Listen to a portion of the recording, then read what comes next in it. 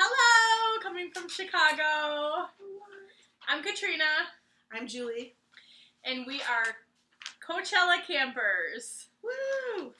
And we are going to tell you our tricks on how to survive Coachella in your 30s. I'll turn 40 this year. We want you to learn simple tricks to make it more comfortable, for you to survive, see more music, and enjoy all of the show. So we're going to start with camping. So one of the best hacks that we figured out was once we got to the airport, we flew in from Chicago, we've flown into Palm Springs, Santa Ana, and Los Angeles. Or no, this year will be Los Angeles. We get a rental car, and then we already have figured out where we're going to get dry ice. Usually it's a small business, and we pack one cooler just of dry ice, and then the top of it has regular ice, and it keeps it cool as long as we have it shut for the whole entire weekend. So we buy all of our ice before we even enter the campgrounds, which saves a bunch of money. Because the ice at Coachella is not cheap. No, you do not want to be spending $10 with melting ice every day. It gets I hot. think it's like $24. Yeah. So. And you can Google some really good tips on dry ice and how to store it. You can line it with newspaper, like a towel, so it can preserve. You don't want to touch it. It will burn your skin, but it will keep a lollipop super cold. Mm-hmm. And sometimes in those blazing afternoons, a nice frozen lollipop, you will be the envy of your camp neighbors. And then the other thing we did for food-wise is we did a Trader Joe's run, and we got things that were easily non-perishable or that could be kept like in one of the coolers. A lot of people get really fancy. They get butane, like cookers, but since we weren't driving, or like coming from California or close by, we just made it work that way, and then we would buy our dinner like later inside because we were already there.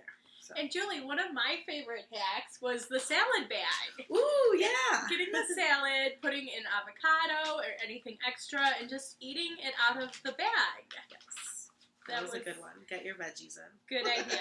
And keep your cooler in the shade. I know this sounds basic, but we've seen plenty of coolers sitting out in the sun. Keep it in the shade. It will really help preserve your ice. Yes. Bring plastic stakes. If the security sees your metal stakes, they will confiscate them. It's not good for the horses. You will be camping on a polo field. So be sure that you pack durable plastic stakes. It's super windy. And even when you've done the best that you think you've done, your canopy may still blow over. Most likely. All right, coming back at you with part 2.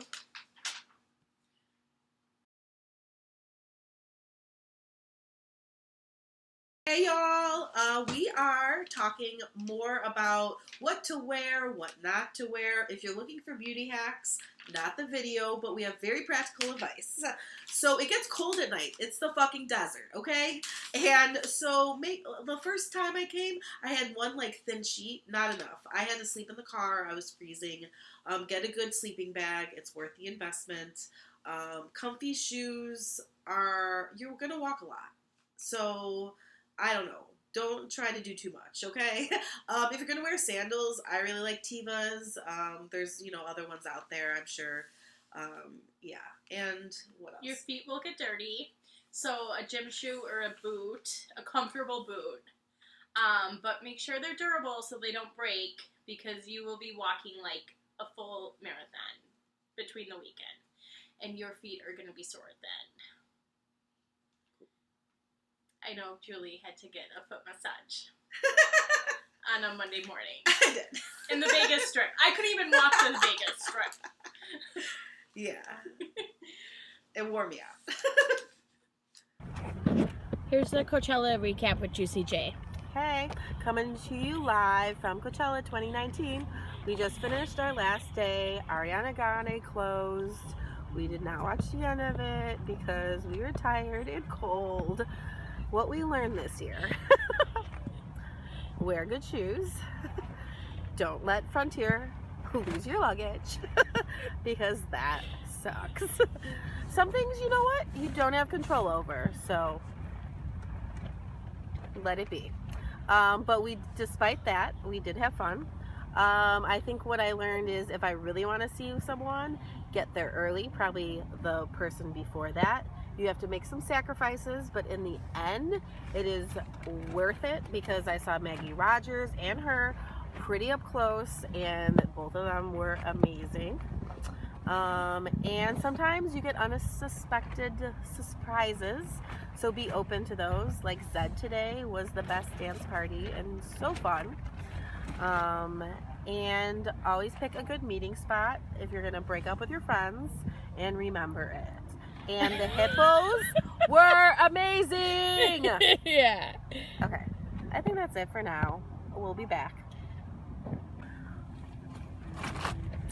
Let's talk about showers, okay? I am going to save you heartache and heartbreak. Okay, so we learned the hard way today. Showers say 8 a.m. to 2 p.m. and then 8 p.m. to 2 a.m. We're like, oh, they're not going to shut it off. It will be fine. We get there around 2, and then they had 100 stalls. Then they only had 14 stalls. We waited in line for 2 hours. Bad idea. Don't do it. Get in line way earlier. The rest of the days, so we only waited about a half an hour or so, as long as you get in at a good time, not like around noon. And that is your hot tip for showers. Coachella 2019. And I hope you enjoyed that real live update from the field on the showers. If you are gonna go late and not heed the advice, bring some music, bring your beer cooler, bring enough to share the beer, and be prepared for Sharing is caring. Be prepared for a long wait. Yeah. And potentially to need to sober up afterwards. So if you haven't been to Coachella and you've been to other fests and you're kind of like, what is this gonna feel like? What is it gonna whatever?